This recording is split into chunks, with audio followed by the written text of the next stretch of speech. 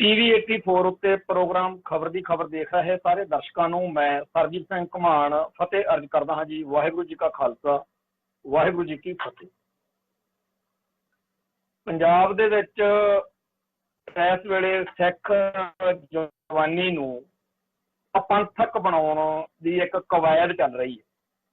ਮਤਲਬ ਕਿ ਸਿੱਖ ਨੌਜਵਾਨੀ ਹੈ ਜਿਹੜੀ ਵੀ ਉਹ ਪੰਥਕ ਨਾ ਬਣ ਸਕੇ, ਇਹੋ ਜਿਹਾ ਕੁਛ ਖੇਡ ਖੇਡਿਆ ਜਾ ਰਿਹਾ।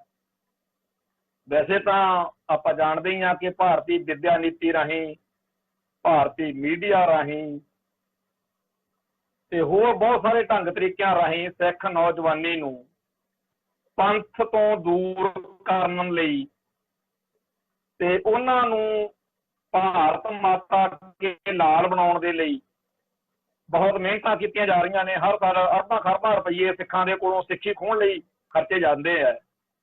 ਪਰ ਜਿਹੜਾ ਸੋਸ਼ਲ ਮੀਡੀਆ ਦਾ ਦੌਰ ਆ, ਇਹਦੇ ਵਿੱਚ ਇੱਕ ਨਵੀਂ ਚੀਜ਼ ਸਾਹਮਣੇ ਆ ਰਹੀ ਆ ਕਿ ਪਹਿਲਾਂ ਕਾਫੀ ਚਿਰ ਤੋਂ ਤੁਸੀਂ ਸਾਰਿਆਂ ਨੇ ਦੇਖਿਆ ਸੁਣਿਆ ਹੋਣਾ ਹੈ ਕਿ ਪੰਜਾਬ ਦੇ ਬਹੁਤੇ ਅਫਸਰ ਜਾਂ ਸਰਕਾਰੀ ਅਧਿਕਾਰੀ ਜਾਂ ਕਹੀਏ ਵੀ ਪੰਜਾਬ ਪੁਲਿਸ ਨਾਲ ਸੰਬੰਧਿਤ DGP, ADGP ਇੰਟੈਲੀਜੈਂਸ ਜਾਂ ਪੰਜਾਬ ਦਾ ਮੁੱਖ ਮੰਤਰੀ ਏਦਾਂ ਦੀਆਂ ਗੱਲਾਂ ਬਾਤਾਂ ਅਕਸਰ ਉਹ ਬਿਆਨਬਾਜ਼ੀ ਕਰਦੇ ਰਹਿੰਦੇ ਆ ਕਿ ਸੋਸ਼ਲ ਮੀਡੀਆ ਰਾਹੀਂ ਸਿੱਖ ਨੌਜਵਾਨੀ ਨੂੰ ਰੈਡੀਕਲ ਬਣਾਇਆ ਜਾ ਰਿਹਾ, ਰੈਡੀਕਲਾਈਜੇਸ਼ਨ ਕੀਤੀ ਜਾ ਰਹੀ ਆ, ਉਹਨਾਂ ਨੂੰ ਗਰਮ ਖਿਆਲੀ ਜਿਹੜਾ ਹੈ ਉਹ ਬਣਾਇਆ ਜਾ ਰਿਹਾ।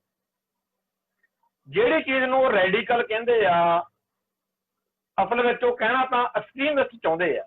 ਐਕਸਟ੍ਰੀਮਿਸਟ, ਅੱਤਵਾਦੀ, ਵੱਖਵਾਦੀ, ਖਾਲਿਸਤਾਨੀ ਤੇ ਪਾਕਿਸਤਾਨ ਦਾ ਏਜੰਟ, ISI ਦਾ ਪਿੱਠੂ, ਦਹਿਸ਼ਤਗਰਦ, ਸਿਰ ਫਿਰਿਆ, ਜਨੂਨੀ, ਕਾਤਲ, ਇਹ ਜਿਹੇ ਸਾਰੇ ਸ਼ਬਦ ਜਿਹੜੇ ਨੇ ਉਹਨਾਂ ਦਾ ਇੱਕ ਸਾਂਝਾ ਜਿਹੜਾ ਅੱਖਰ ਵਾ ਇਹਨਾਂ ਨੇ ਹੁਣ ਰੈਡੀਕਲ ਕੱਢ ਲਿਆ।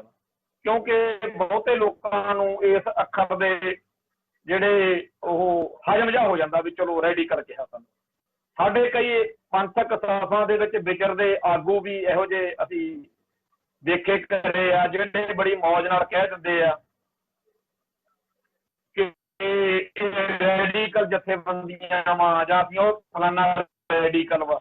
ਰੈਡੀਕਲਿਜ਼ਮ ਸਾਰੀ ਚੱਲ ਰਹੀ ਖੇਡ ਆ। ਇਹਦੇ ਬਾਰੇ ਮੈਂ ਬੜਾ ਸਪਸ਼ਟ ਹਾਂ ਵੀ ਅਸਲ ਵਿੱਚ ਉਹ ਸਿੱਖਾਂ ਦੇ ਕੋਲੋਂ ਸਿੱਖੀ ਖੋਹ ਲੈਣੀ ਚਾਹੁੰਦੇ ਆ ਤੇ ਨਹੀਂ ਉਹ ਕਹਿੰਦੇ ਆ ਵੀ ਅਸੀਂ ਤੁਹਾਨੂੰ ਰੈਡੀਕਲ ਕਹਿ ਕੇ ਮਤਲਬ ਜਿਵੇਂ ਵੱਖਰੇ ਜਿਹੜਾ ਹੈਗਾ ਉਹ ਗਰਦਾਨ ਦੇਵਾਂਗੇ ਕਿ ਇਹ ਬੰਦੇ ਥੋੜੇ ਜਿਹੇ ਗਲਤ ਬੰਦੇ ਆ, ਇਹ ਰੈਡੀਕਲ ਨੇ।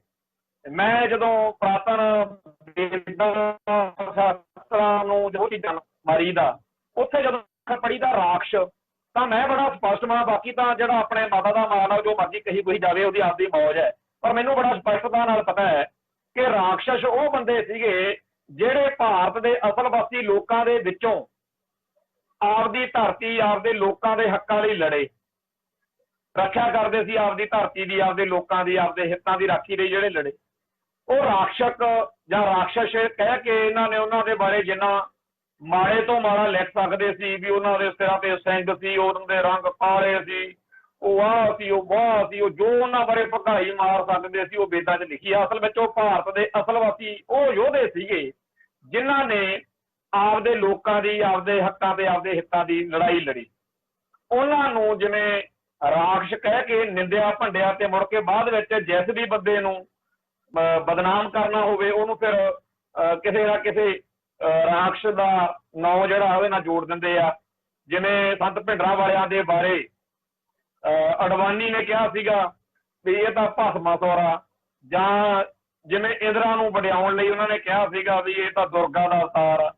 ਸੋ ਇਸ ਤਰੀਕੇ ਦਾ ਜਿਹੜਾ ਖੇਡਾ ਉਹ ਲੰਮੇ ਅਰਸੇ ਤੋਂ ਖੇਡਦੇ ਆਉਂਦੇ ਆ ਤੇ ਅੱਜ ਸੋਸ਼ਲ ਮੀਡੀਆ ਦੇ ਜਿਹੜਾ ਜ਼ਮਾਨੇ ਦੇ ਵਿੱਚ ਭਾਰਤੀ ਬ੍ਰਾਹਮਣਵਾਦੀ ਜਿਹੜੀ ਸੋਚ ਆ ਉਹਨੇ ਇਹ ਰੈਡੀਕਲ ਅੱਖਰ ਕੱਢਿਆ ਹੈਗਾ ਵੀ ਜਿਹੜੇ ਸਿੱਖ ਆਪਦੇ ਧਰਮ, ਆਪਦੀ ਬੋਲੀ, ਆਪਦੇ ਸੱਭਿਆਚਾਰ ਨੂੰ ਪਿਆਰ ਕਰਦੇ ਆ ਤੇ ਉਹਦੀ ਰਾਖੀ ਲਈ ਲਿਖਦੇ ਬੋਲਦੇ ਆ, ਲੋਕਾਂ 'ਚ ਚੇਤਨਾ ਜਗਾਉਂਦੇ ਆ, ਉਹਨਾਂ ਨੂੰ ਰੈਡੀਕਲ ਕਿਹਾ ਕਰੋ। ਬਈ ਇਹ ਤਾਂ ਬਹੁਤ ਗਰਮ ਬੰਦੇ ਆ, ਬੜੇ ਤੱਤੇ ਬੰਦੇ ਆ, ਤਾਂ ਕਿ ਬਾਕੀਆਂ ਦੇ ਬਾਰੇ ਇਹ ਮੰਨ ਲਿਆ ਜਾਵੇ ਕਿ ਬਾਕੀ ਤਾਂ ਫਿਰ ਠੰਡੇ ਨੇ, ਕਿ ਬਾਕੀਆਂ ਦੀ ਉਹੋ ਜੀ ਕੋਈ ਗੱਲ ਨਹੀਂ ਖਤਰੇ ਵਾਲੀ ਹੈਗੀ, ਇਹੀ ਬੰਦੇ ਥੋੜੇ ਜਿਹੇ ਮਾੜੇ ਆ।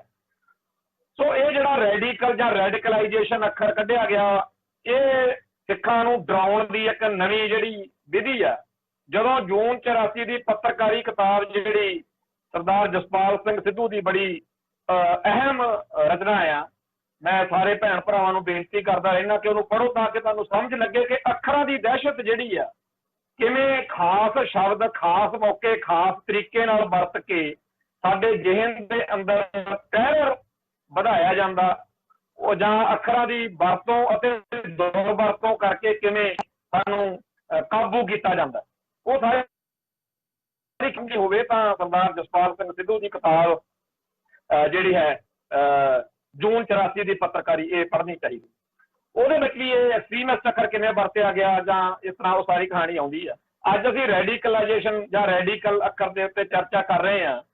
ਉਹ ਇੱਥੇ ਕੀ ਹੋ ਰਿਹਾ ਕਿ ਪੰਜਾਬ ਦੇ ਅੱਡ ਅੱਡ ਥਾਣਿਆਂ ਦੇ ਵਿੱਚ ਨੌਜਵਾਨਾਂ ਨੂੰ, ਸਿੱਖਾਂ ਨੂੰ ਬੁਲਾਇਆ ਜਾਂਦਾ ਤੇ ਬੁਲਾ ਕੇ ਉਹਨਾਂ ਨੂੰ ਕਹਿੰਦੇ ਆ ਕਿ ਦੇਖੋ ਜੀ ਤੁਹਾਡੀ ਉੱਪਰੋਂ ਲਿਸਟ ਦੇ ਵਿੱਚ ਨਾਂ ਆ ਗਿਆ ਤੁਹਾਡਾ, ਤੇ ਤੁਸੀਂ ਫੇਸਬੁੱਕ ਦੇ ਉੱਤੇ ਤੱਤੀਆਂ ਗਰਮਾ ਗਰਮ ਪੋਸਟਾਂ ਲਿਖਦੇ ਬੋਲਦੇ ਹੋ। ਉਹ ਬੰਦਾ ਡਰ ਜਾਂਦਾ, ਉਹ ਕਹਿੰਦਾ ਜੀ ਨਹੀਂ ਮੈਂ ਤਾਂ ਕਦੇ ਕੋਈ ਇਹੋ ਜਿਹੀ ਗੱਲ ਨਹੀਂ ਦੇਖੀ। ਕਹਿੰਦੇ ਉਹ ਸਾਨੂੰ ਵੀ ਪਤਾ, ਪਰ ਕਈ ਅਫਸਰ ਜਿਹੜੇ ਨੇ ਉਹ ਤੁਹਾਡੀਆਂ ਇਹਨਾਂ ਜਿਹੜੀਆਂ ਤੁਸੀਂ ਪੰਥਕ ਪੋਸਟਾਂ ਕਹਿੰਦੇ ਹੋ ਇਹਨਾਂ ਨੂੰ ਵੀ ਬੜੀਆਂ ਖਤਰਨਾਕ ਮੰਨਦੇ। ਸੋ ਤੁਸੀਂ ਸਾਡੇ ਭੈਣ ਭਰਾ ਹੀ ਹੋ, ਠੀਕ ਆ ਤੁਹਾਡਾ ਨਾਂ ਆ ਗਿਆ, ਪਰ ਸਾਡੇ ਹੱਥ ਬਸ ਬੜਾ ਕੁਛ ਹੁੰਦਾ। ਅਸੀਂ ਤੁਹਾਡੇ ਪਿੰਡ ਦੇ ਕੁਛ ਪਤਵੰਤਿਆਂ ਨੂੰ ਵੀ ਬੁਲਾਇਆ ਵਾ, ਤੁਹਾਡੇ ਪੇਰੈਂਟਸ, ਤੁਹਾਡੇ ਮਾਂ-ਬਾਪ, ਦੇਖੋ ਤੁਹਾਡੀ ਜ਼ਿੰਦਗੀ ਬਰਬਾਦ ਹੋ ਜਾਊਗੀ ਤੇ ਤੁਸੀਂ ਇਹੋ ਜਿਹੀਆਂ ਗੱਲਾਂ ਨਾ ਲਿਖਿਆ ਕਰੋ। ਤੁਸੀਂ ਸੋਸ਼ਲ ਮੀਡੀਆ ਤੇ ਅਵੋਇਡ ਕਰੋ, ਕਿਸੇ ਲੀਡਰ ਬਾਰੇ, ਕਿਸੇ ਸੰਸਥਾ ਬਾਰੇ, ਕਿਸੇ ਖਾਸ ਵਿਚਾਰਧਾਰਾ ਦੇ ਹੱਕ ਜਾਂ ਖਿਲਾਫ ਚ ਨਾ ਲਿਖੋ। ਹਿੰਦੂ ਕੱਟੜਪੰਥੀਆਂ ਦੇ ਬਾਰੇ ਨਾ ਲਿਖੋ, ਤੁਸੀਂ ਆਹ ਨਾ ਲਿਖੋ, ਉਹ ਨਾ ਲਿਖੋ। ਏਦਾਂ ਦੀਆਂ ਗੱਲਾਂ ਕਰ ਕਰਾ ਕੇ ਉਸ ਨੌਜਵਾਨ ਨੂੰ ਇੱਕ ਤਰੀਕੇ ਨਾਲ, ਜਿਵੇਂ ਆਪਾਂ ਪਿੰਡਾਂ 'ਚ ਨਿੱਕੇ ਹੁੰਦੇ ਨਾ ਕੁੱਤੇ ਰੱਖ ਲੈਂਦੇ ਸੀਗੇ, ਫਿਰ ਕੁੱਤੇ ਨੂੰ ਟ੍ਰੇਨਡ ਕੀਤਾ ਜਾਂਦਾ ਸੀ। ਇਵੇਂ ਜਿਵੇਂ ਤੋਤਾ ਰੱਖ ਲੈਂਦੇ ਸੀ, ਫਿਰ ਤੋਤੇ ਨੂੰ ਸਿਖਾਇਆ ਜਾਂਦਾ ਸੀ। ਇਵੇਂ ਹੀ ਉਸ ਨੌਜਵਾਨ ਨੂੰ ਟ੍ਰੇਨਡ ਕੀਤਾ ਜਾਂਦਾ ਕਿ ਤੂੰ ਆਹ ਲਿਖਣਾ, ਆਹ ਨਹੀਂ ਲਿਖਣਾ, ਆਹ ਬੋਲਣਾ, ਆਹ ਨਹੀਂ ਬੋਲਣਾ, ਆਹ ਚੀਜ਼, ਆਹ ਪੇਜ ਲਾਈਕ ਕਰਨੇ ਆ, ਆਹ ਤੂੰ ਲਾਈਕ ਨਹੀਂ ਕਰਨੇ, ਆਹ ਗੱਲਾਂ ਤੂੰ ਕਰ ਸਕਦਾ, ਆਹ ਤੂੰ ਨਹੀਂ ਕਰ ਸਕਦਾ। ਸੋ ਇਹ ਸਾਰਾ ਉਹਨੂੰ ਇੱਕ ਵਾਰੀ, ਜਿਵੇਂ ਆਪਾਂ ਕਹਿੰਦੇ ਨਾ ਵੀ ਸ਼ੀਸ਼ੇ ਮੇ ਉਤਾਰ ਲਿਆ, ਸ਼ੀਸ਼ੇ 'ਚ ਉਤਾਰਦੇ ਆ ਉਹਨੂੰ ਆਪਦੀ ਮਨਮਰਜ਼ੀ ਦਾ ਤੋਤਾ ਬਣਾਉਂਦੇ ਆ। ਤੇ ਪੁਲਿਸ ਵਿਭਾਗ ਦੇ ਇਸ ਸਾਰੇ ਪ੍ਰਕਰਨ ਬਾਰੇ ਇੰਡੀਅਨ ਐਕਸਪ੍ਰੈਸ ਦੇ ਵਿੱਚ ਇੱਕ ਬੜੀ ਲੰਬੀ ਚੌੜੀ ਰਿਪੋਰਟ ਇਹਨਾਂ ਦਿਨਾਂ 'ਚ ਛਪੀ ਆ, ਜਿਹਦੇ ਵਿੱਚ ਉਸ ਪੱਤਰਕਾਰ ਨੇ ਵੀ ਇਹੀ ਸਵਾਲ ਖੜਾ ਕੀਤਾ ਵੀ ਇੱਕ ਪਾਸੇ ਪੁਲਿਸ ਦਾ ਕਹਿਣਾ ਹੈਗਾ ਕਿ ਉਹ ਸਿੱਖ ਨੌਜਵਾਨਾਂ ਨੂੰ ਖਾਲਿਸਤਾਨ ਦੇ ਪ੍ਰਚਾਰ ਤੋਂ ਬਚਾਉਣ ਦੀ ਕੋਸ਼ਿਸ਼ ਕਰ ਰਹੀ ਹੈ, ਦੂਜੇ ਪਾਸੇ ਜਿਹੜਾ ਹੈਗਾ ਡੀ ਰੈਡੀਕਲਾਈਜੇਸ਼ਨ ਦੇ ਨਾਂ ਹੇਠ ਵੀ ਅਸੀਂ ਪੰਜਾਬ 'ਚ ਕਹਿੰਦੇ ਜੀ 400-500 ਸਿੱਖ ਨੌਜਵਾਨ ਨੂੰ ਹੁਣ ਤੱਕ ਸੱਦਿਆ। ਵੈਸੇ ਸੱਦਿਆ ਤਾਂ ਇਹਨਾਂ ਨੇ ਵੱਧ ਨੂੰ ਹੋਣਾ, ਮੇਰੇ ਅੰਦਾਜ਼ੇ ਅਨੁਸਾਰ ਘੱਟੋ ਘੱਟ 10,000 ਸਿੱਖ ਨੌਜਵਾਨ ਨੂੰ ਅੱਡ ਅੱਡ ਥਾਣਿਆਂ 'ਚ ਸੱਦ ਕੇ ਉਹਨਾਂ ਦੇ ਮੋਬਾਈਲ ਫੜ ਕੇ ਉਹਨਾਂ ਨੂੰ ਜਿਹੜਾ ਹੈਗਾ ਇਹ ਗੱਲਾਂ ਕਹੀਆਂ ਗਈਆਂ ਨੇ ਕਿ ਇੱਦਾਂ ਦੇ ਪ੍ਰਚਾਰ ਤੋਂ ਬਚੋ, ਇੱਦਾਂ ਦੇ ਪ੍ਰਚਾਰ ਤੋਂ ਦੂਰ ਰਹਿਣ ਦੇ ਕੀ ਫਾਇਦੇ ਨੇ ਤੇ ਇੱਦਾਂ ਦੀਆਂ ਗੱਲਾਂ 'ਚ ਉਲਝਣ ਦੇ ਕੀ ਨੁਕਸਾਨ ਨੇ। ਇਹ ਸਾਰਾ ਕੁਝ ਜਿਹੜਾ ਹੈ ਉਹ ਜਦੋਂ ਕੀਤਾ ਜਾਂਦਾ ਤਾਂ ਅਸਲ ਵਿੱਚ ਸਿੱਖਾਂ ਦੇ ਬੱਚਿਆਂ ਨੂੰ ਸਿੱਖ ਸੰਘਰਸ਼ ਜਿਹੜਾ ਕਿ ਆਪਦੀ ਹੋਂਦ ਹਾਸੀ ਲਈ ਆ, ਸਿੱਖਾਂ ਦਾ ਸੰਘਰਸ਼, ਉਹਦੇ ਤੋਂ ਦੂਰ ਕਰਨ ਦੀ, ਉਹਦੇ ਤੋਂ ਤੋੜਨ ਦੀ ਇੱਕ ਖੇਡ ਜਿਹੜੀ ਆ ਇਸ ਵੇਲੇ ਖੇਡੀ ਜਾ ਰਹੀ ਹੈ। ਪੰਜਾਬ ਭਰ ਦੇ ਵਿੱਚ ਸਿੱਖ ਮਾਪੇ ਜਿਹੜੇ ਨੇ ਉਹਨਾਂ ਦੇ, ਜਿਨ੍ਹਾਂ ਦੇ ਨਿਆਣਿਆਂ ਨੂੰ ਉੱਥੇ ਸੱਦਿਆ ਕਰਿਆ ਜਾਂਦਾ, ਜਦੋਂ ਉਹਨਾਂ ਨੂੰ ਇਸ ਖੇਡ ਦੇ ਵਿੱਚ ਦੀ ਨਿੰਗਣਾ ਪੈਂਦਾ ਤਾਂ ਹੁੰਦਾ ਕੀ ਆ ਕਿ ਬਾਹਰੇ ਮਾਪੇ ਪਿਛਲੇ ਦੌਰ ਨੂੰ ਚੇਤੇ ਕਰਕੇ ਘਬਰਾ ਜਾਂਦੇ ਆ ਕਿ ਸਾਡੇ ਨਿਆਣੇ ਨੇ 20-22 ਸਾਲ ਦਾ ਇਹ ਮੁੰਡਾ, ਇਹਨੂੰ ਤਾਂ ਪਤਾ ਨਹੀਂ ਕਿ ਪਹਿਲਾਂ ਇੱਥੇ ਕੀ ਕੁਛ ਹੁੰਦਾ ਰਿਹਾ। ਤੇ ਉੱਪਰੋਂ ਪੁਲਿਸ ਵਾਲੇ ਵੀ ਉਸ ਤਰੀਕੇ ਦਾ ਮਾਹੌਲ ਬਣਾ ਦਿੰਦੇ ਆ ਕਿ ਉਹ ਬੰਦਾ ਡਰ ਜਾਂਦਾ ਤੇ ਉਹ ਘਰੇ ਆ ਕੇ ਉਹਨੂੰ ਕਹਿੰਦਾ ਤੂੰ ਫੇਸਬੁੱਕ ਬੰਦ ਕਰ ਦੇ, ਤੂੰ ਸੋਸ਼ਲ ਮੀਡੀਆ ਤੇ ਇੱਕ ਵੀ ਅੱਖਰ ਨਹੀਂ ਲਿਖਣਾ, ਤੂੰ ਗੁਰੂ ਸਾਹਿਬਾਨ ਦੀਆਂ ਜਿਹੜੀਆਂ ਬਾਣੀ ਦੀਆਂ ਤੁਕਾਂ ਵੀ ਆ ਉਹ ਵੀ ਨਾਲ ਲਿਖਣੀਆਂ, ਤੂੰ ਆਹ ਨਹੀਂ ਕਰਨਾ, ਤੂੰ ਉਹ ਨਹੀਂ ਕਰਨਾ।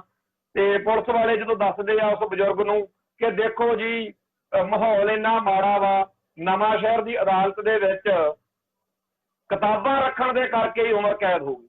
ਉਹ ਬਜ਼ੁਰਗ ਹੋਰ ਡਰ ਜਾਂਦਾ।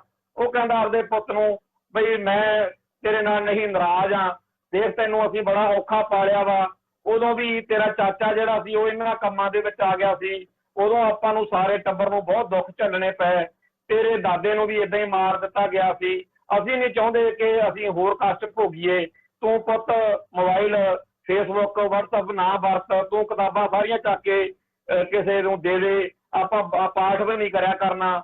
ਏਦਾਂ ਦੀਆਂ ਗੱਲਾਂ ਜਾਣੀ ਕਿ ਵਾਪਰਨ ਲੱਗ ਪਈਆਂ ਨੇ। ਇੰਨਾ ਜ਼ਿਆਦਾ ਡਰਾਇਆ ਜਾ ਰਿਹਾ, ਟੈਰੋਰਾਈਜ਼ ਕੀਤਾ ਜਾ ਰਿਹਾ, ਬੱਚਿਆਂ ਨੂੰ ਕਿਹਾ ਜਾ ਰਿਹਾ ਕਿ ਤੁਸੀਂ ਜਿਹੜਾ ਸੋਸ਼ਲ ਮੀਡੀਆ ਦੇ ਉੱਤੇ ਬਸ ਸਿੱਖੀ ਨਾਲ ਸੰਬੰਧਿਤ ਕੋਈ ਗੱਲ ਨਾ ਪਾਓ, ਪੰਥਕ ਗੱਲ ਤਾਂ ਬਿਲਕੁਲ ਹੀ ਨਹੀਂ ਕਰਨੀ ਨਾ, ਤੇ ਜੇਕਰ ਤੁਸੀਂ ਕਰਨਾ ਹੀ ਆ, ਜਿਹੜਾ ਸਰਦਾ ਹੀ ਨਹੀਂ, ਫਿਰ ਤੁਸੀਂ ਹੋਰ ਬੜਾ ਕੁਛ ਆ ਕਰਨ ਵਾਲਾ। ਮਤਲਬ ਕਿ ਤੁਸੀਂ ਮਿੱਥ ਪੂਜਾ ਦੇ ਗਾਣੇ ਗੂਣੇ ਗਾ ਦਿਆ ਕਰੋ। ਬੱਬੂ ਮਾਨ ਨੇ ਸਿੱਧੂ ਮੂਸੇਵਾਲੇ ਨੂੰ ਆਹ ਕਹਿਤਾ, ਸਿੱਧੂ ਮੂਸੇਵਾਲੇ ਨੇ ਹੁਣ ਆਹ ਗਾਣਾ ਗਾਤਾ, ਤੇ ਜਾਂ ਫਲਾਨੇ ਨੇ ਆਹ, ਉਹ ਮਤਲਬ ਆਹ ਜੀ ਜਿਹੜੇ ਬੇਕਾਰ ਤੇ ਉਜੱਡ ਜਿਹੇ ਟਾਈਪ ਦੇ ਕੰਮ ਨੇ, ਉਹਨਾਂ ਦੇ ਵਿੱਚ ਉਲਝੇ ਰਹੋ। ਆਪਦੀ ਸਾਰੀ ਜਿਹੜੀ એનર્ਜੀ ਆ ਉਹ ਤੁਸੀਂ ਪੁੱਠੇ ਜਿਹੇ ਚੱਜਾਂ ਦੇ ਵਿੱਚ ਗਵਾ ਲਓ, ਪਰ ਤੁਸੀਂ ਪੰਥ ਦੀ ਗੱਲ ਨਾ ਕਰੋ। ਸੋਸ਼ਲ ਮੀਡੀਆ ਦਾ ਇਹ ਪਲੇਟਫਾਰਮ ਜਿਹੜਾ ਸਿੱਖੀ ਦੀ ਚੜ੍ਹਦੀ ਕਲਾ ਦੇ ਲਈ ਇੱਕ ਬਹੁਤ ਸ਼ਾਨਦਾਰ ਪਲੇਟਫਾਰਮ ਵਜੋਂ ਉੱਭਰਦਾ ਆ ਰਿਹਾ, ਇਹ ਇੱਥੇ ਹੁਣ ਪੂਰਾ ਟਾਰਗੇਟ ਕੀਤਾ ਜਾ ਰਿਹਾ। ਤੋ ਇਹਦੇ ਵਿੱਚ ਮੇਰੇ ਕਰੀਬੀ ਸੱਜਣ ਭਾਈ ਰਣਜੀਤ ਸਿੰਘ ਦਮਦਮੀ ਟਕਸਾਲ, ਉਹਨੂੰ ਕਈ ਵਾਰ ਸੱਦਿਆ, ਵਾਰ ਸੱਦਿਆ, ਘੱਟੋ ਘੱਟ ਹੁਣ ਤੱਕ 70 ਕੁ ਵਾਰ ਉਹਨੂੰ ਸੱਦ ਲਿਆ ਹੋਣਾ, ਸਵੇਰੇ ਉਹਨੇ ਫੇਰ ਪੇਸ਼ ਹੋਣਾ। ਲਗਾਤਾਰ ਸੱਦਣ ਕਰਨ ਦਾ ਉਹਨੂੰ ਮਤਲਬ, ਉਹ ਕਹਿੰਦਾ ਵਾਰ-ਵਾਰ ਕਿ ਜਿਹੜਾ ਅਸੀਂ ਕਹਿੰਦੇ ਆ ਪੰਥ ਦੀ ਗੱਲ ਕਰਦੇ ਆ, ਕੌਮ ਦੀ, ਧਰਮ ਦੀ, ਖਾਲਿਸਤਾਨ ਦੀ ਜੋ ਵੀ ਗੱਲ ਕਰਦੇ ਆ, ਵੀ ਇਹ ਅਸੀਂ ਜਿਹੜਾ ਤੁਹਾਡੇ ਦਿੱਤੇ ਹੋਏ ਅਧਿਕਾਰ ਨੇ ਉਹਦੇ ਅੰਦਰ ਗੱਲ ਕਰਦੇ ਆ। ਭਿੰਡਰਾਂ ਵਾਲੇ ਸੰਤਾਂ ਬਾਰੇ ਤੁਹਾਡੀ ਹੀ ਸਰਕਾਰ ਨੇ RTI ਦੇ ਵਿੱਚ ਦੱਸਿਆ ਹੋਇਆ ਕਿ ਉਹਨਾਂ ਉੱਤੇ ਕਿਸੇ ਵੀ ਕਿਸਮ ਦਾ ਮੁਕੱਦਮਾ ਨਹੀਂ ਸੀ, ਉਹ ਟੈਰੋਰਿਸਟ ਨਹੀਂ ਸੀਗੇ, ਤੇ ਉਹ ਇੱਕ ਸੰਤ ਦੇ ਰੂਪ ਚ ਸਾਡੀ ਕੌਮ ਦੇ ਹੀਰੋ ਨੇ। ਉਹਨਾਂ ਦੀ ਅਕਾਲ ਤਖਤ ਸਾਹਿਬ ਦੇ ਵਿਖੇ ਸ਼ਹੀਦੀ ਦਿਹਾੜਾ ਮਨਾਇਆ ਜਾਂਦਾ ਹੈ, ਤੇ ਉਹਨਾਂ ਦਾ ਇੱਥੇ ਜਿਹੜਾ ਦਰਬਾਰ ਸਾਹਿਬ ਕੰਪਲੈਕਸ ਦੇ ਵਿੱਚ ਸ਼ਹੀਦੀ ਅਸਥਾਨ ਜਿਹੜਾ ਹੈ ਯਾਦਗਾਰ ਬਣਾਈ ਗਈ ਆ। ਸੋ ਇਹੋ ਜਿਹੇ ਮਹਾਂਪੁਰਸ਼ ਦੇ ਬਾਰੇ ਲਿਖਣਾ ਬੋਲਣਾ ਕਿਵੇਂ ਗਲਤ ਹੋ ਸਕਦਾ? ਜੇਕਰ ਸਾਡੀ ਜਥੇਬੰਦੀ ਦਾ ਨਾਮ ਸਿੱਖ ਯੂਥ ਫੈਡਰੇਸ਼ਨ ਭਿੰਡਰਾਂਵਾਲਾ, ਤਾਂ ਇੰਨੀ ਗੱਲ ਦੇ ਨਾਲ ਅਸੀਂ ਕਿਵੇਂ ਗਲਤ ਹੋ ਗਏ? ਜਾਂ ਉਹ ਫਿਰ ਕਹਿੰਦਾ ਹੈਗਾ ਕਿ ਖਾਲਿਸਤਾਨ ਬਾਰੇ RTI ਪਾ ਕੇ ਜਦੋਂ ਪਤਾ ਕੀਤਾ ਜਾਂਦਾ ਤਾਂ ਤੁਹਾਡੀ ਸਰਕਾਰ ਕਹਿੰਦੀ ਆ ਕਿ ਸ਼ਾਂਤਮਈ ਤਰੀਕੇ ਨਾਲ, ਜਮਹੂਰੀ ਤਰੀਕੇ ਨਾਲ ਖਾਲਿਸਤਾਨ ਦੀ ਗੱਲ ਕਰਨੀ ਕਰਾਉਣੀ ਕੋਈ ਜੁਰਮ ਨਹੀਂ ਹੈ। ਤਾਂ ਤੁਸੀਂ ਮਤਲਬ ਇੱਥੇ ਸਾਨੂੰ ਇਹ ਗੱਲ ਕਿਉਂ ਕਰਨ ਤੋਂ ਰੋਕਦੇ ਆ? ਜਿੰਨੀ ਕਿ ਅਸੀਂ ਲਿਖ ਕੇ ਬੋਲ ਕੇ ਗੱਲ ਕਰਦੇ ਆ, ਅਸੀਂ ਕੋਈ ਵਾਇਲੈਂਸ ਨਹੀਂ ਕਰ ਰਹੇ, ਪਰ ਉਹਦੀ ਗੱਲ ਨਹੀਂ ਸੁਣੀ ਜਾ ਰਹੀ। ਤੇ ਉਹਦੇ ਪਰਿਵਾਰ ਦੇ ਵਿੱਚ ਵੀ ਜਾਂ ਉਹਦੇ ਆਲੇ ਦੁਆਲੇ ਵਿੱਚ ਉਹਦੇ ਸਰਕਲ ਨੂੰ, ਜਿਹੜਾ ਉਹਦਾ ਦੋਸਤ ਮਿੱਤਰ ਸੀ, ਉਹਨਾਂ ਸਾਰਿਆਂ ਨੂੰ ਡਰਾਇਆ ਜਾ ਰਿਹਾ ਕਿ ਇਹ ਬੜਾ ਖਤਰਨਾਕ ਹੈ।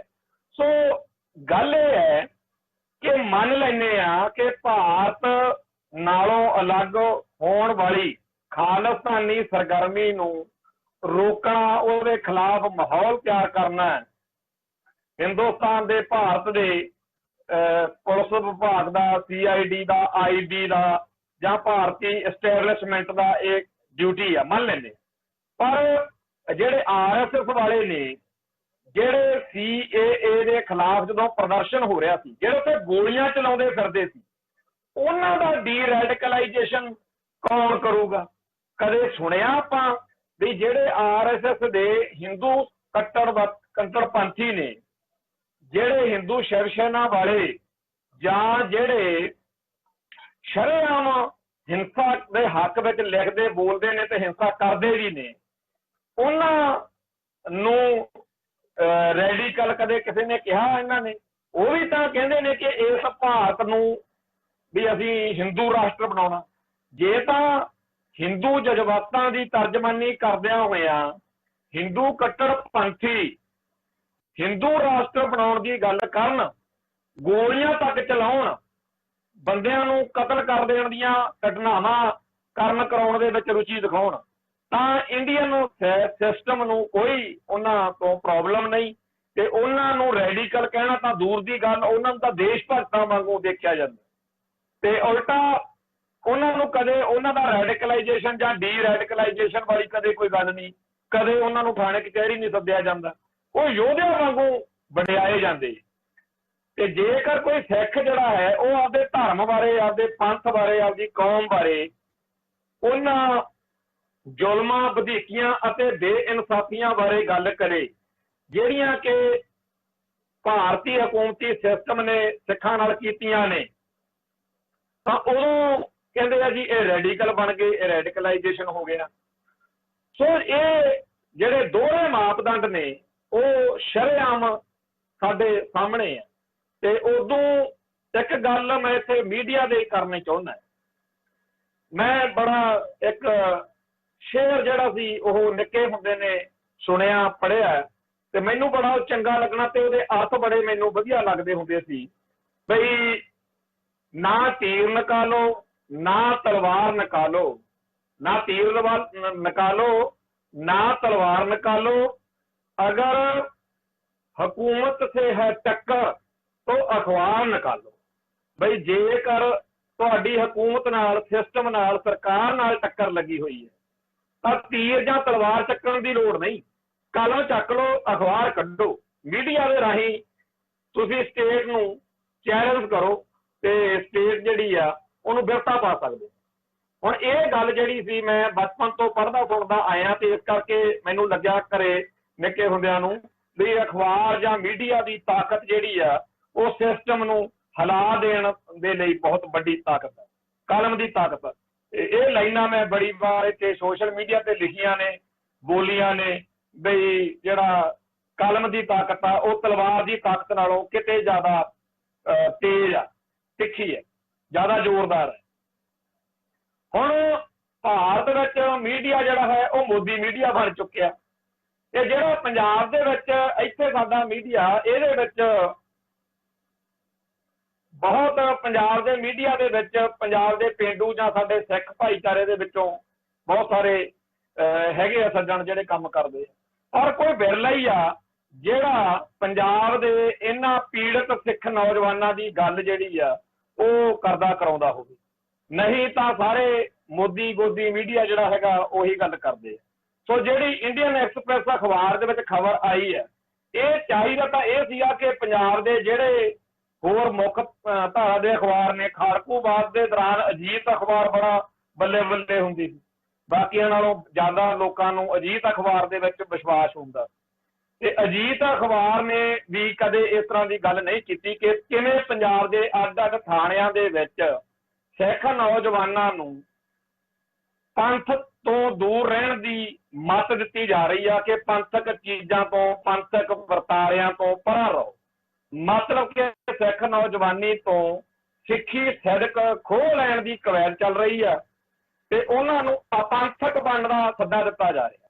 ਉਹਨਾਂ ਨੂੰ ਕਹਿੰਦੇ ਵੀ ਤੁਸੀਂ ਮਤਲਬ ਜਿਹੜੇ ਆ ਗਾਣੇ ਗੂਣੇ ਨੇ, ਜਿਹੜਾ ਜੀ ਸਿੱਧੂ ਮੂਸੇਵਾਲਾ, ਬੱਬੂ ਮਾਨ ਤੇ ਫਲਾਨੇ ਆ ਹੋ ਗਿਆ, ਉਹ ਹੋ ਗਿਆ, ਫਿਲਮਾਂ ਦੀਆਂ ਗੱਲਾਂ ਜਾਂ ਹੋਰ ਲੱਲੜ ਪੱਲੜ ਬੜਾ ਕੁਛ ਆ, ਆਸ਼ਕੀਆਂ ਭੋਰ ਲੋ, ਪੁੱਠੇ ਸਿੱਧੇ ਕੰਮ ਕਰ ਲੋ, ਵੀ ਇਹ ਸਾਰਾ ਕੁਛ ਹੀ ਸਾਨੂੰ ਮਨਜ਼ੂਰ ਆ, ਪਰ ਅਸੀਂ ਤੁਹਾਨੂੰ ਸਿੱਖੀ ਦੀ ਗੱਲ ਆ ਜਿਹੜੀ ਕਿਸੇ, ਜਿਵੇਂ ਹੁਣ ਬੇਅਦਬੀਆਂ ਦਾ ਮਸਲਾ, ਬੇਅਦਬੀਆਂ ਦੀ ਗੱਲ ਵੀ ਉਹਨਾਂ ਨੂੰ ਚੁੱਭਦੀ ਆ। ਕਿਉਂ ਚੁੱਭਦੀ ਆ?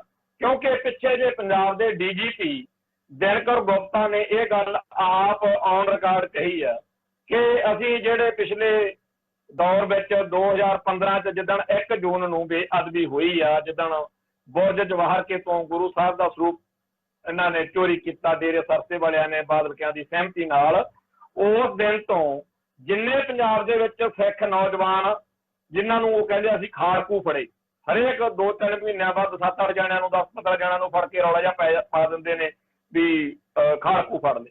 ਤਾਂ ਉਹ ਕਹਿੰਦੇ ਨੇ ਕਿ ਜਿੱਦੇ ਵੀ ਅਸੀਂ ਆਹ ਖਾੜਕੂ ਫੜੇ ਆ ਨਾ ਜੀ, ਇਹਨਾਂ ਸਾਰਿਆਂ ਦੀ ਇੰਟਰੋਗੇਸ਼ਨ ਕੀਤੀ ਆ, ਇਨਵੈਸਟੀਗੇਸ਼ਨ ਕੀਤੀ ਆ ਤੇ ਉਹ ਸਾਰੇ ਦੇ ਸਾਰੇ ਇਹ ਕਹਿੰਦੇ ਨੇ ਬਈ ਸਿੱਖ ਨੌਜਵਾਨ ਵੀ ਜਦੋਂ ਬੇਅਦਬੀ ਵਾਲਾ ਭਾਣਾ ਵਾਪਰ ਗਿਆ ਉਦੋਂ ਬਾਅਦ ਵਿੱਚ ਸਾਨੂੰ ਘਰੇ ਟਿਕ ਕੇ ਬਹਿਣਾ ਔਖਾ ਲੱਗਿਆ ਕਿ ਸਾਡੇ ਸਾਹਿਬ ਸ੍ਰੀ ਗੁਰੂ ਗ੍ਰੰਥ ਸਾਹਿਬ ਸਾਡਾ ਇਸ਼ਟ, ਤੇ ਕਿਵੇਂ ਇਹਦੀ ਬੇਅਦਬੀ ਹੋਈ ਤੇ ਕਿਵੇਂ ਇਹਦੀ ਬੇਅਦਬੀ ਦਾ ਇਨਸਾਫ ਮੰਗਦੇ ਸਿੱਖਾਂ ਉੱਤੇ ਜ਼ੁਲਮ ਹੋਇਆ, ਤੇ ਕਿਵੇਂ ਡੇਰਾ ਸਰਸਾ ਵਾਲਿਆਂ ਨੂੰ ਤੇ ਕਿਵੇਂ ਉਹਨਾਂ ਜ਼ਾਲਮ ਪੁਲਸੀਆਂ ਨੂੰ ਬਚਾਉਣ ਦੇ ਲਈ ਸਿਸਟਮ ਜਿਹੜਾ ਹੈ ਉਹ ਪੱਬਾਂ ਭਾਰ ਹੋਇਆ ਪਿਆ।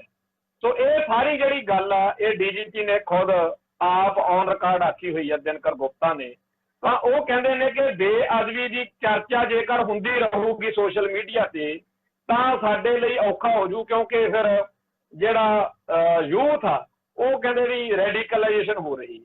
ਹੁਣ ਉਹ ਕਹਿੰਦੇ ਦੇਖੋ ਕਿੱਡੀ ਕਮਾਲ ਦੀ ਗੱਲ ਆ, ਇਸੇ ਸੋਸ਼ਲ ਮੀਡੀਆ ਦੇ ਰਾਹੀਂ ਇਹ ਦਰਸਾਉਣ ਦੀ ਲੋੜ ਨਹੀਂ ਸਮਝ ਰਿਹਾ ਪੰਜਾਬ ਪੁਲਿਸ ਦਾ ਜਾਂ ਇਹ ਸਿਸਟਮ ਦਾ ਕੋਈ ਹਿੱਸਾ ਕਿ ਅਸੀਂ ਇੱਥੇ ਇਹ ਸੈੱਟ ਕਰੀਏ ਕਿ ਹਰੇਕ ਨੌਜਵਾਨ ਬੱਚਾ ਬੱਚੀ ਸਿੱਖ ਇਹ ਕਵੇ ਕਮਾਲ ਦਾ ਇੰਡੀਅਨ ਸਿਸਟਮ ਆ ਬਈ ਜਿਨ੍ਹਾਂ ਨੇ ਗੁਰੂ ਗ੍ਰੰਥ ਸਾਹਿਬ ਦੇ ਸਰੂਪਾਂ ਦੀ ਬੇਅਦਬੀ ਕੀਤੀ ਹੈ ਉਹਨਾਂ ਸਾਰਿਆਂ ਨੂੰ ਸਖਤ ਸਜ਼ਾਵਾਂ ਹੋਈਆਂ ਤੇ ਕੋਈ ਵੀ ਉਹਨਾਂ ਤੋਂ ਬਖਸ਼ਿਆ ਨਹੀਂ ਗਿਆ ਹੈਗਾ ਸਜ਼ਾ ਤੋਂ। ਤੇ ਇਹਦੇ ਨਾਲ ਕੀ ਹੋਊਗਾ ਵੀ ਹਰੇਕ ਬੰਦਾ ਕਹੂਗਾ ਵੀ ਸਿਸਟਮ ਠੀਕ ਆ। ਇਵੇਂ ਹੀ ਜਿਹੜੇ ਜ਼ਾਲਮ ਤੇ ਬੁੱਚੜ ਪੁਲਸੀਏ ਨੇ ਜਾਂ ਹੋਰ ਸਟੇਟ ਦੇ ਉਹ ਅੰਗ ਜਿਹੜੇ ਸਿੱਖਾਂ ਨੂੰ ਰੋਹ ਚੜਾਉਂਦੇ ਆ, ਗੁੱਸਾ ਚੜਾਉਂਦੇ ਆ, ਉਹਨਾਂ ਦੀਆਂ ਹਰਕਤਾਂ, ਉਹ ਸਾਰਾ ਕੁਝ ਜਿਹੜਾ ਹੈਗਾ ਇੱਥੇ ਜੇਕਰ ਇਸ ਤਰੀਕੇ ਦੀ ਉਦਾਹਰਨ ਸੈੱਟ ਹੋਵੇ ਵੀ ਜੇਕਰ ਕੋਈ ਬੇਦੋਸ਼ੇ ਲੋਕਾਂ ਉੱਤੇ ਜ਼ੁਲਮ ਕਰੂਗਾ ਤਾਂ ਉਹਨੂੰ ਭਾਈ ਸਜ਼ਾ ਮਿਲਦੀ ਹੈ। ਤੇ ਫਿਰ ਆਪੇ ਹੀ ਸੋਸ਼ਲ ਮੀਡੀਆ ਦੇ ਉੱਤੇ ਬਿਨਾਂ ਪੁਲਿਸ ਦਾ ਰੋਕਣ ਦੀ ਲੋੜ ਹੀ ਨਹੀਂ ਪੈਣੀ। ਲੋਕ ਤਾਂ ਆਪ ਇੱਥੇ ਪੰਜਾਬ ਪੁਲਿਸ ਦੀਆਂ ਸਿਫਤਾਂ ਕਰਨਗੇ। ਕੈਨੇਡਾ, ਇੰਗਲੈਂਡ, ਅਮਰੀਕਾ ਜਾਂ ਹੋਰਨਾਂ ਮੁਲਕਾਂ ਦੇ ਵਿੱਚ ਜਦੋਂ ਉੱਥੇ ਲੋਕ ਪੁਲਿਸ ਦੇ ਚੰਗੇ ਕੰਮਾਂ ਦੀ ਸਿਫਤ ਸਲਾਹ ਕਰਦੇ ਆ ਤਾਂ ਉਹ ਕਿਉਂ ਕਰਦੇ ਆ? ਕਿਉਂਕਿ ਪੁਲਿਸ ਜਿਹੜੀ ਆ ਉਹ ਆਪ ਉਹ ਸਿਫਤ ਦੇ ਹੱਕਦਾਰ ਬਣ ਕੇ ਦਿਖਾਉਂਦੀ। ਹੁਣ ਇੱਥੇ ਸਾਡੇ ਜਿਹੜੇ ਪੰਜਾਬ ਪੁਲਿਸ ਦੇ ਜਵਾਨ ਨੇ ਉਹਨਾਂ ਦੇ ਮਨਾਂ ਦੇ ਅੰਦਰ KPS ਗਿੱਲ ਮੌਕੇ ਜਿਵੇਂ ਸਿੱਖੀ ਅਤੇ ਪੰਜਾਬ ਦੇ ਜੇਕਰ ਅੱਜ ਵੀ ਕੋਈ ਅੰਮ੍ਰਿਤਧਾਰੀ ਗੁਰਸਿੱਖ ਥਾਣੇ ਇਨਸਾਫ ਲੈਣ ਲਈ ਚਲੇ ਹੀ ਜਾਵੇ ਤਾਂ ਉਹਦੇ ਪ੍ਰਤੀ ਉਹਦਾ ਨਜ਼ਰੀਆ ਇਹੋ ਜਿਹਾ ਹੁੰਦਾ ਵੀ ਇਹ ਕਿੱਥੇ ਆ ਵੜਿਆ, ਇਹਨੂੰ ਮਾਰ ਕੇ ਛੱਤਰ ਹੋਣੇ ਕੱਢੋ, ਇਹ ਬਾਹਲਾ ਇੱਥੇ ਪੰਥ ਦੀ ਗੱਲ ਕਰੂ ਜਾਂ ਇਹ ਇਹਦਾ। ਸੋ ਇੱਕ ਪਾਸੇ ਤਾਂ ਕਿਹਾ ਜਾ ਰਿਹਾ ਕਿ ਸਿਸਟਮ ਵਿੱਚ ਯਕੀਨ ਰੱਖੋ, ਪਰ ਜਦੋਂ ਵੀ ਕੋਈ ਸਿਸਟਮ ਵਿੱਚ ਯਕੀਨ ਰੱਖਣ ਬਣਾਉਣ ਵਾਲੀ ਗੱਲ ਵਾਪਰਨੀ ਹੁੰਦੀ ਆ ਉੱਥੇ ਪੂਰਾ ਜ਼ੋਰ ਲਾ ਕੇ ਜਿਹੜਾ ਹੈਗਾ ਉਹ ਗਲਤ ਮਾਹੌਲ ਤਿਆਰ ਕੀਤਾ ਜਾਂਦਾ। ਹੁਣ ਜਿਹੜੇ ਸਿੱਖ ਨੌਜਵਾਨ ਆ ਜਿਨ੍ਹਾਂ ਨੂੰ ਥਾਣਿਆਂ ਦੇ ਵਿੱਚ ਸੱਦ ਕੇ ਜਲੀਲ ਕੀਤਾ ਜਾ ਰਿਹਾ ਤੇ ਉਹਨਾਂ ਨੂੰ ਸਿੱਖੀ ਅਤੇ ਸਿੱਖਾਂ ਦੇ ਮਸਲਿਆਂ ਬਾਰੇ ਲਿਖਣ ਬੋਲਣ ਤੋਂ ਰੋਕਿਆ ਜਾ ਰਿਹਾ, ਅੱਜ ਉਹਨਾਂ ਦੀ 20-25 ਸਾਲ ਉਮਰ ਆ ਤੇ ਇਸ ਉਮਰ ਦੇ ਵਿੱਚ ਅਮੋੜ ਜਜ਼ਬੇ ਹੁੰਦੇ ਆ, ਅਝੁੱਕ ਮਾਨਸਿਕਤਾ ਹੁੰਦੀ ਆ। ਇਸ ਉਮਰ ਦੇ ਵਿੱਚ ਜਦੋਂ ਉਹਨਾਂ ਨੂੰ ਬਿਨਾਂ ਕਿਸੇ ਗੱਲ ਤੋਂ ਉਹਨਾਂ ਦੇ ਮਾਪਿਆਂ ਤੋਂ ਝੜਕਾਂ ਮਰਵਾਈਆਂ ਜਾਂਦੀਆਂ ਨੇ ਕਿ ਤੁਸੀਂ ਕਿੱਥੇ ਸਿਆਪਾ ਪਾਤਾ, ਸਾਨੂੰ ਪਿੰਡ ਦੇ ਸਰਪੰਚ ਨੂੰ ਤੇ ਹੋਰ ਮੋਹਰਵਾਰ ਬੰਦਿਆਂ ਨੂੰ ਨਾਲ ਲੈ ਕੇ ਤੇਰੇ ਕਰਕੇ ਹੋਏ ਥਾਣਾ ਜਾਣਾ ਪਿਆ। ਕੋਈ ਬਜ਼ੁਰਗ ਜਿਹੜਾ ਹੈਗਾ ਉਹ ਕਲਪਦਾ ਆ ਰਿਹਾ ਹੁੰਦਾ ਕਿ ਸਾਰੀ ਉਮਰ ਲੰਘ ਗਈ, ਅੱਜ ਤੱਕ ਕਦੇ ਥਾਣਾ ਨਹੀਂ ਸੀ ਦੇਖਿਆ ਪਿਓ ਦਾਦੇ ਨੇ, ਤੇ ਤੇਰੀ ਕਰਕੇ ਅੱਜ ਸਾਨੂੰ ਜਿਹਦਾ ਅਸੀਂ ਕਦੇ ਮਤਲਬ ਪਿੱਠ ਨਹੀਂ ਸੀ ਦੇਖਣੀ ਉਹਦਾ ਜਾ ਕੇ ਸਾਨੂੰ ਮੂੰਹ ਦੇਖਣਾ ਪਿਆ। ਤਾਂ ਏਦਾਂ ਦੀਆਂ ਜਦੋਂ ਗੱਲਾਂ ਵਾਪਰਦੀਆਂ ਨੇ ਤਾਂ ਉਹ ਸਾਰਾ ਜਿਹੜਾ ਮਾਹੌਲ ਆ ਉਸ ਨੌਜਵਾਨ ਦੇ ਮਨ ਉੱਤੇ ਉਹ ਅਸਰ ਤਾਂ ਬਿਲਕੁਲ ਨਹੀਂ ਪੈਂਦਾ ਜਿਹੜਾ ਇਹ ਪੁਲਿਸ ਵਾਲੇ ਪਾਉਣ ਨੂੰ ਚਾਹੁੰਦੇ ਆ। ਉਲਟਾ ਉਸ ਸਿੱਖ ਬੱਚੇ ਦੇ ਮਨ ਵਿੱਚ ਜਿਹੜਾ ਹੈਗਾ ਇੱਕ ਹੋਰ ਤਰੀਕੇ ਦਾ ਰੋਸ ਵੱਧਦਾ ਕਿ ਬਗੈਰ ਕਿਸੇ ਗੱਲ ਤੋਂ ਕੀ ਹੋ ਗਿਆ ਜੇ ਮੈਂ ਸਿੱਖ ਧਰਮ ਨਾਲ ਸੰਬੰਧਿਤ ਕੁਝ ਪੋਸਟਾਂ ਪਾ ਦਿੱਤੀਆਂ। ਇਹ ਜਿਹੜਾ ਸਾਰਾ ਕੁਛ ਆ ਇਹਦੇ ਬਾਰੇ ਇੱਕ ਭਾਵ ਇਹ ਦਿੱਤਾ ਜਾਂਦਾ ਹੈ ਕਿ 2020 ਕਰਕੇ ਜੀ ਇੰਜ ਹੋ ਰਿਹਾ। ਚਲੋ ਇਸ ਗੱਲ ਦਾ ਤਾਂ ਪਤਾ ਇਹਨਾਂ ਪੁਲਿਸ ਵਾਲਿਆਂ ਨੂੰ ਹੋਏਗਾ, ਪਰ ਅਸੀਂ ਇਹ ਸਮਝਦੇ ਹਾਂ ਕਿ ਪੰਜਾਬ ਦੇ ਦਰਿਆਈ ਪਾਣੀ ਲੁੱਟਣ ਦੀ ਜਿਹੜੀ ਕਵਾਇਦ ਆ ਦਿੱਲੀ ਦੀ, ਹੁਣ ਉਹ ਸਿਖਰ ਤੇ ਲੈ ਕੇ ਜਾਣੀ ਆ ਅਗਲਿਆਂ ਨੇ। ਤੇ ਜਿਵੇਂ 370 ਧਾਰਾ ਖਤਮ ਕਰਨ ਮੌਕੇ ਚੱਪੇ ਉੱਤੇ ਕਸ਼ਮੀਰੀ ਲੋਕਾਂ ਦੇ ਵਿੱਚ ਮਿਲਟਰੀ ਥੋਪ ਦਿੱਤੀ ਗਈ, ਫਿਰ ਆਪਦੀ ਮਨਮਰਜ਼ੀ ਦਾ ਫੈਸਲਾ ਜਿਹੜਾ ਸੀ ਐਲਾਨਿਆ ਗਿਆ, ਉਵੇਂ ਦੀ ਖੇਡ ਪੰਜਾਬ ਵਿੱਚ ਵੀ ਖੇਡੇ ਜਾਣ ਦੀ ਸੰਭਾਵਨਾ ਜਾਪਦੀ ਹੈ। ਬਈ ਕੱਲ ਕਰਾਂ ਨੂੰ ਇੱਥੇ ਵੱਡੇ ਪੱਧਰ ਦੇ ਉੱਤੇ ਪੁਲਿਸ ਫੌਜ ਮਿਲਟਰੀ ਲਾ ਦਿੱਤੀ ਜਾਵੇ ਤੇ ਫਿਰ SYL ਨਹਿਰ ਪੱਟਣ ਦੇ ਲਈ ਕਿਸੇ ਬਾਹਰਲੀ ਕੰਪਨੀ ਨੂੰ ਠੇਕਾ ਦਿੱਤਾ ਜਾਵੇ ਫਿਰ ਤਾਂ ਹਰਿਆਣੇ ਰਾਜਸਥਾਨ ਦੇ ਜਿਹੜੇ ਲੋਕ ਜਿਨ੍ਹਾਂ ਨੂੰ ਮੁਫਤ ਪਾਣੀ ਮਿਲਣਾ, ਜਿਸ ਪਾਣੀ ਨੂੰ ਖੋਹਣ ਦੇ ਮਗਰੋਂ ਪੰਜਾਬ ਨੇ ਬੰਜਰ ਬਣਨਾ, ਉਹ ਤਾਂ ਉੱਥੋਂ ਕਾਰ ਸੇਵਾ ਕਰਨ ਲਈ ਬਥੇਰੇ ਆ ਜਾਣਗੇ। ਤੇ ਆ ਜਿਹੜੇ ਲੀਡਰ ਨੇ ਸਾਰੇ ਹਰਿਆਣੇ ਦੇ, ਇਹ ਤਾਂ ਖੁਦ ਆਪਦੇ ਜ਼ਿਲ੍ਹਾ ਬਾਈ ਡਿਊਟੀਆਂ ਲਾ ਲੈਣਗੇ ਕਿ ਇੱਕ ਦਿਨ ਸਾਡਾ ਜ਼ਿਲ੍ਹਾ ਹੋਊ, ਦੂਜੇ ਦਿਨ ਸਾਡਾ ਜ਼ਿਲ੍ਹਾ ਹੋਊ, ਅਸੀਂ ਨਹਿਰ ਪੱਟ ਦਿੰਦੇ ਹਾਂ ਜੀ। ਸੋ ਪੰਜਾਬ ਦੇ ਵਿੱਚ ਉਸ ਮੌਕੇ ਕੋਈ ਅਫੜਾ ਤਫੜੀ ਨਾ ਫੈਲ ਜਾਵੇ, ਕੋਈ ਵਿਰੋਧ ਨਾ ਹੋਵੇ। ਇਸ ਗੱਲ ਦੇ ਲਈ ਸਾਨੂੰ ਲੱਗਦਾ ਹੈ ਕਿ ਇੱਕ ਤਾਂ ਉਹ ਕਹਿੰਦੇ ਆ ਕਿ ਮਿਲਟਰੀ ਲਾ ਦੇਾਂਗੇ ਚਲੋ, ਪਰ ਜਿਹੜੇ ਸਿੱਖ ਇਹੋ ਜਿਹਾ ਜਜ਼ਬਾ ਰੱਖਦੇ ਆ ਉਹਨਾਂ ਸਾਰਿਆਂ ਦੀ ਲਿਸਟਿੰਗ ਹੋਣੀ ਚਾਹੀਦੀ ਆ। ਸੋ ਸਾਡੇ ਵਰਗਿਆਂ ਦੀਆਂ ਸਾਰਿਆਂ ਦੀਆਂ ਲਿਸਟਾਂ ਬਣੀਆਂ ਹੋਈਆਂ ਨੇ। ਇਹਨਾਂ ਵਿੱਚੋਂ ਕੁਝ ਕੁ ਬੰਦੇ ਤਾਂ ਉਹਨਾਂ ਨੇ ਮੰਨ ਲਏ ਕਿ ਇਹਨਾਂ ਦਾ ਤਾਂ ਕੋਈ ਇਲਾਜ ਨਹੀਂ ਸਮਝਾਉਣ ਦਾ, ਇਹਨਾਂ ਨੂੰ ਤਾਂ ਫੜ ਕੇ ਉਦੋਂ ਜਾਂ ਜੇਲ੍ਹਾਂ 'ਚ ਜਾ ਕੇ ਮਾਰਾਂਗੇ ਜਾਂ ਜਿਵੇਂ ਵੀ ਇਹਨਾਂ ਨੂੰ ਕਾਬੂ ਕਰਨਾ ਹੋਊ ਉਦੋਂ ਕਰ ਲਾਂਗੇ। ਪਰ ਜਿਹੜਾ ਸਿੱਖ ਨੌਜਵਾਨ ਤਬਕਾ ਹੈ ਜਿਹੜਾ 20-25 ਸਾਲ ਦੇ ਉਮਰ ਦੇ ਨੇ, ਇਹਨਾਂ ਸਾਰਿਆਂ ਨੂੰ ਹੁਣ ਤੋਂ ਹੀ ਦਬਕਾ ਕੇ ਰੱਖੋ। ਸੋ ਅਸੀਂ ਇਹ ਸਮਝਦੇ ਹਾਂ ਕਿ ਪੰਜਾਬ ਦੇ ਵਿੱਚ ਕੋਈ ਆਉਣ ਵਾਲੇ ਸਮੇਂ ਦੇ ਵਿੱਚ ਪੰਜਾਬ ਦੀ ਤਬਾਹੀ ਦਾ ਕੋਈ ਵੱਡਾ ਜਗਾੜਮੈਂਟ ਆਉਣ ਵਾਲੇ ਦਿਨਾਂ 'ਚ ਇਹਨਾਂ ਨੇ ਕਰਾਉਣਾ ਹੋਣਾ, ਜਿਹਦੀ ਕਰਕੇ ਇਹਨਾਂ ਨੇ ਹੁਣ ਤੋਂ ਹੀ ਸਿੱਖ ਨੌਜਵਾਨੀ ਨੂੰ ਟਾਰਗੇਟ ਕਰ ਲਿਆ ਵਾ। ਉਹਨਾਂ ਨੂੰ ਡੀ ਰੈਡੀਕਲਾਈਜੇਸ਼ਨ ਸੈੱਲ ਦੇ ਵਿੱਚ ਬੁਲਾ ਕੇ ਅਸਲ ਵਿੱਚ ਉਹਨਾਂ ਨੂੰ ਡਰਾਇਆ ਜਾ ਰਿਹਾ ਕਿ ਤੁਸੀਂ ਪੰਥ ਦੀ ਗੱਲ ਕਰਨੀ ਬੰਦ ਕਰ ਦਿਓ, ਪੰਜਾਬ ਦੀ ਗੱਲ ਕਰਨੀ ਬੰਦ ਕਰ ਦਿਓ। ਸਾਫ਼ ਦਿਖਦਾ ਹੈ ਕਿ ਇਹ ਐਵੇਂ ਨਹੀਂ ਵਾਪਰ ਰਿਹਾ, ਇਹਦੇ ਪਿੱਛੇ ਕੋਈ ਵੱਡੇ ਨਿਸ਼ਾਨੇ ਆ। ਸੋ ਵੱਡੇ ਨਿਸ਼ਾਨੇ ਸਾਨੂੰ ਤਾਂ ਫੌਰੀ ਤੌਰ ਤੇ ਤਾਂ ਇਹੀ ਲੱਗਦਾ, ਬਾਕੀ ਦੁਸ਼ਮਣ ਬਾਤ ਕਰੇ ਅਣਹੋਣੀ, ਇਹ ਪਤਾ ਨਹੀਂ ਉਹਨਾਂ ਨੇ ਕੀ ਕਰਨਾ, ਕਿਉਂਕਿ ਉਹਨਾਂ ਦੇ ਏਜੰਡੇ ਬੜੇ ਅਜੀਬੋ ਗਰੀਬ ਨੇ।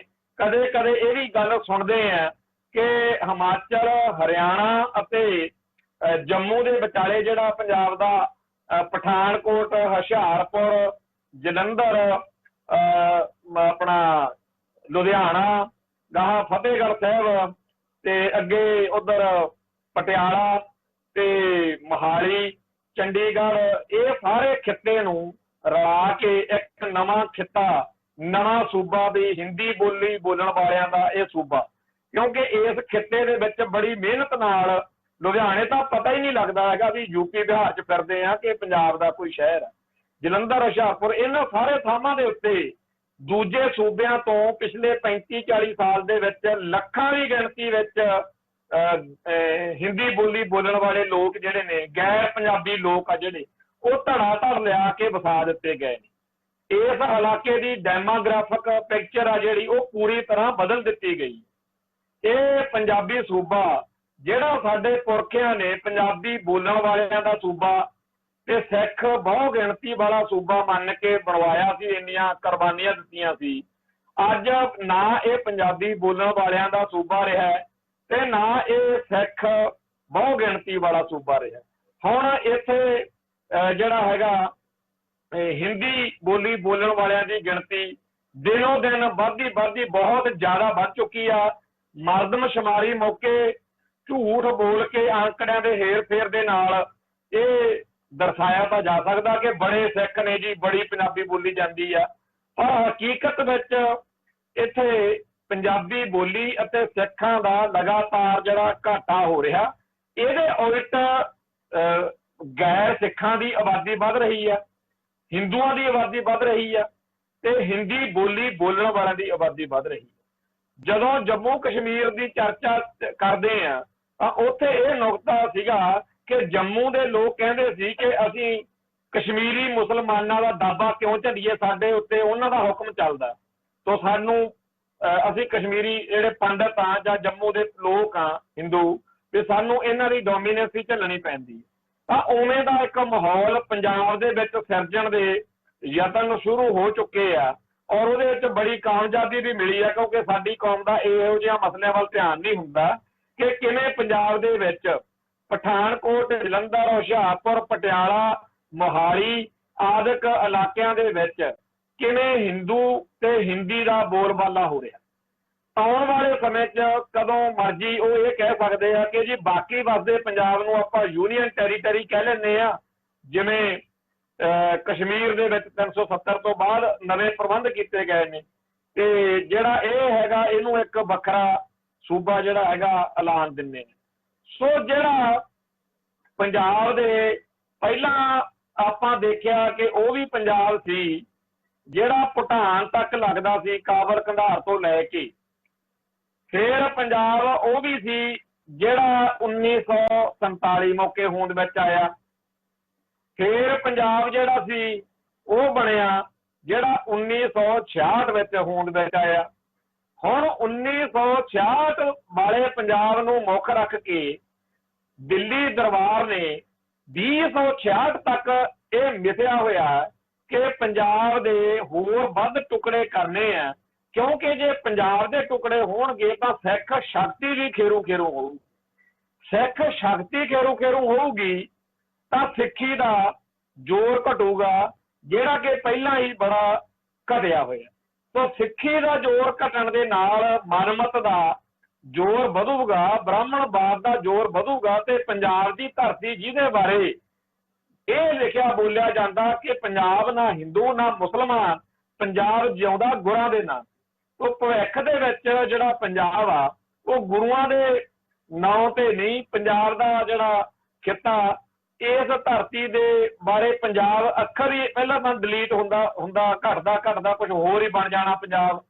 फिर जिहड़ा है इत्थे गैर सिख वरतारे जिहड़े ने, क्योंकि अगलियां दा राज भाग आ, वो कहंदे 700-800 साल की गुलामी तो बाद हुण साडे कोल मसां कुर्सी आई आ ते हुकूमत की ताकत दे नाल असीं इस सिੱਖੀ ਅਤੇ सिखां नूं तबाह करना है।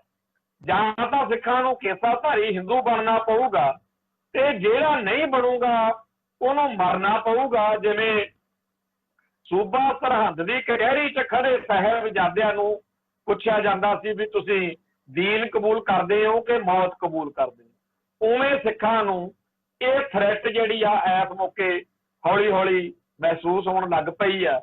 ਸੋ ਭਵਿੱਖ ਦੇ ਵਿੱਚ ਪੰਜਾਬ ਦੀ ਧਰਤੀ ਉੱਤੇ हिंदूइज्म के झंडे चलाउण वालियां ने जो रणनीति बनाई आ, ਉਹਦੇ तहत पंजाब नूं कमजोर करना उन्हां दी पहली लोड़।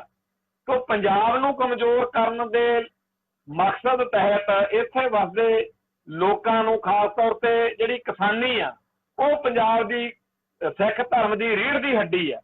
सो इस रीढ़ दी हड्डी नूं तोड़ना अत जरूरी मनदे आ। उन्हां ने नीतियां इहो जिहियां बनाईयां ਜਿਹਦੇ ਨਤੀਜੇ ਵਜੋਂ ਪੰਜਾਬ ਦੀ ਕਿਸਾਨੀ ਖੁਦਕੁਸ਼ੀਆਂ ਦੇ ਰਾਹ ਪੈ ਚੁੱਕੀ ਹੈ। ਅੱਜ ਦੁੱਲਾ ਜੱਟ ਪੰਜਾਬ ਦਾ ਪੈ ਗਿਆ ਖੁਦਕੁਸ਼ੀਆਂ ਦੇ ਰਾਹ। ਸੋ ਪੰਜਾਬ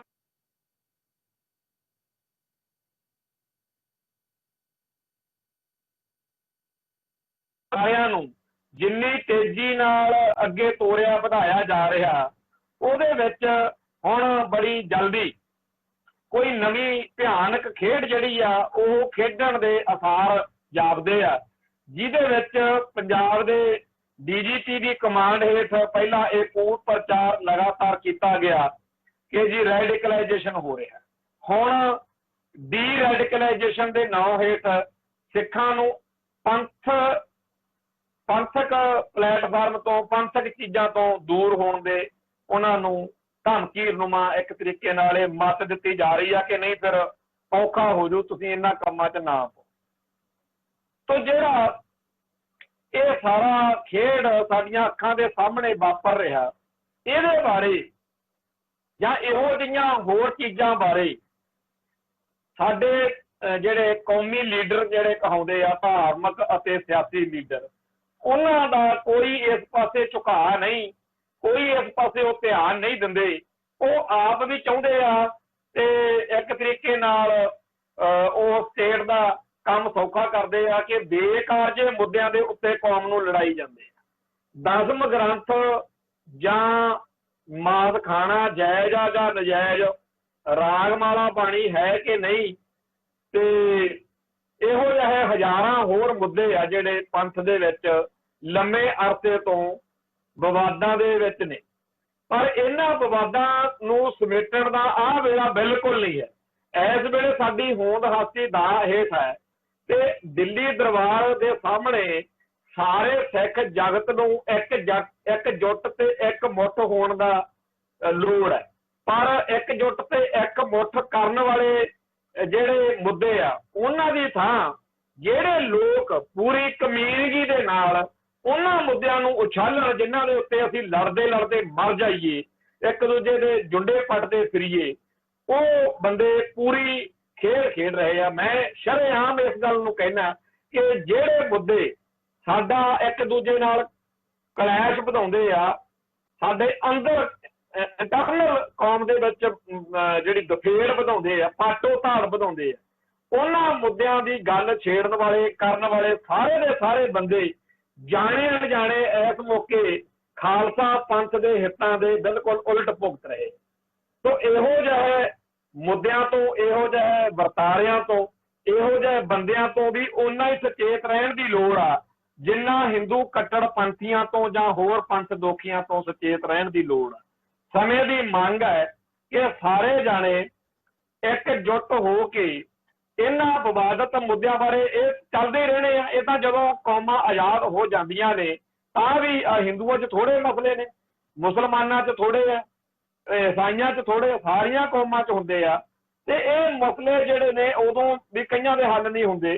ਸੋ ਆਪਾਂ ਜਿਹੜੀ ਇਹ ਜਿੱਦ ਫੜੀ ਬੈਠੇ ਆ ਬੰਦੇ ਕਿ ਖਾਲਿਸਤਾਨ ਦੀ ਤਾਂ ਗੱਲ ਹੀ ਨਾ ਕਰੋ ਜੀ, ਪਹਿਲਾਂ ਆਪਾਂ ਦਸਮਗ੍ਰੰਥ ਤੇ ਨਿਬੇੜਨਾ, ਇਹ ਸਾਰੀਆਂ ਬੇਕਾਰ ਗੱਲਾਂ ਨੇ। ਅਸਲ ਵਿੱਚ ਕੌਮ ਨੂੰ ਆਪਦੇ ਇਸ ਵੇਲੇ ਹੋਂਦ ਹਾਸਤੀ ਆਇਡੈਂਟੀਟੀ ਕ੍ਰਾਈਸਿਸ ਵੱਲ ਧਿਆਨ ਦੇਣ ਦੀ ਲੋੜ ਹੈ। ਪਰ ਅਫਸੋਸ ਕਿ ਵੱਡੀਆਂ ਵੱਡੀਆਂ ਸੰਸਥਾਵਾਂ ਦੇ ਵੱਡੇ ਵੱਡੇ ਅਹੁਦੇਦਾਰ ਜਿਹੜੇ ਨੇ ਉਹਨਾਂ ਨੂੰ ਸ਼ਰੇਆਮ ਪਤਾ ਕਿ ਪੰਜਾਬ ਦੇ ਵਿੱਚ ਕਿਵੇਂ ਪੁਲਿਸ ਜਿਹੜੀ ਆ ਸਿੱਖ ਨੌਜਵਾਨਾਂ ਦਾ ਕੰਘਾ ਕਰੀ ਜਾਂਦੀ ਆ, ਪਰ ਇਹ ਲੋਕ ਕੱਖ ਪਰਵਾਹ ਨਹੀਂ ਕਰ ਰਹੇ। ਉਲਟਾ ਉਹ ਇਹੋ ਜਿਹੇ ਚੱਜ ਹੋਰ ਕਰਦੇ ਆ ਜਿਹਦੇ ਨਾਲ ਸਿੱਖ ਸਮਾਜ ਵਿੱਚ ਪਾਟੋ ਧਾੜ ਵਧੇ। ਤੇ ਕਦੇ ਕਦੇ ਕਈਆਂ ਨੂੰ ਵਹਿਮ ਵੀ ਪੈਂਦਾ ਵਾ ਵੀ ਖਨੀ ਇਹ ਬੜੇ ਸਹਿਰਦਤਾ ਦੇ ਨਾਲ ਕੰਮ ਕਰਦੇ ਆ, ਪਰ ਇਹ ਕੋਈ ਸਹਿਰਦਤਾ ਨਹੀਂ। ਹੋਣਾ ਤਾਂ ਇਹ ਚਾਹੀਦਾ ਕਿ ਸਿੱਖ ਸੰਸਥਾਵਾਂ ਦੇ ਧਾਰਮਿਕ ਅਤੇ ਸਿਆਸੀ ਚੌਧਰੀ ਐਲਾਨੀਆ ਤੌਰ ਤੇ ਕਹਿ ਦੇਣ ਕਿ ਪਹਿਲਾਂ ਆਪਦਾ ਘਰ ਬਣਾਓ, ਆਪਦੀ ਹੋਂਦ ਹਾਸਤੀ ਨੂੰ ਬਚਾਓ, ਜਦੋਂ ਆਪਾਂ ਸਿਕਿਉਰ ਹੋਵਾਂਗੇ ਉਦੋਂ ਆਪਾਂ ਦੇਖਾਂਗੇ, ਕਿਉਂਕਿ ਇਹ ਮੁੱਦੇ ਤਾਂ ਬਾਅਦ 'ਚ ਵੀ ਹੱਲ ਹੋ ਸਕਦੇ ਆ। ਪਰ ਜੇਕਰ ਦੁਸ਼ਮਣ ਦੀ ਚਾਲ ਕਾਮਯਾਬ ਹੋ ਗਈ ਤੇ ਸਾਡਾ ਔਖਾ ਹੋ ਜੂ। ਸੋ ਅਸੀਂ ਸਮਝਦੇ ਹਾਂ ਕਿ ਪੰਜਾਬ ਦੇ ਵਿੱਚ ਡੀ ਰੈਡੀਕਲਾਈਜੇਸ਼ਨ ਦੇ ਨਾਂ ਹੇਠ ਸਿੱਖ ਨੌਜਵਾਨਾਂ ਨੂੰ ਟਾਰਗੇਟ ਜਿਹੜਾ ਕੀਤਾ ਜਾ ਰਿਹਾ, ਇਹਦੇ ਇਸ਼ੂ ਦੇ ਉੱਤੇ ਸਾਨੂੰ ਸਿਰ ਜੋੜ ਕੇ ਅੱਗੇ ਵਧਣ ਦੀ ਲੋੜ ਹੈ। ਖਾਸ ਤੌਰ ਦੇ ਉੱਤੇ ਸਾਡੀ ਨੌਜਵਾਨੀ ਨੂੰ ਜਿਵੇਂ ਪੰਥ ਤੋਂ ਦੂਰ ਕੀਤਾ ਜਾ ਰਿਹਾ, ਜਿਵੇਂ ਉਹਨਾਂ ਨੂੰ ਘੇਰਿਆ ਜਾ ਰਿਹਾ ਕਿ ਤੁਸੀਂ ਸਿੱਖੀ ਅਤੇ ਸਿੱਖਾਂ ਦੇ ਹੱਕ ਵਿੱਚ ਲਿਖਣਾ ਬੰਦ ਕਰੋ, ਇਸ ਚੀਜ਼ ਬਾਰੇ ਸਾਨੂੰ ਧਿਆਨ ਦੇਣ ਦੀ ਲੋੜ ਹੈ। ਸੋ ਅੱਜ ਦੇ ਇਸ ਪ੍ਰੋਗਰਾਮ ਨੂੰ ਇੱਥੇ ਸਮਾਪਤ ਕਰਦਾ ਹੈ। ਫਤਿਹ ਅਰਜ਼ ਕਰਦਾ ਜੀ।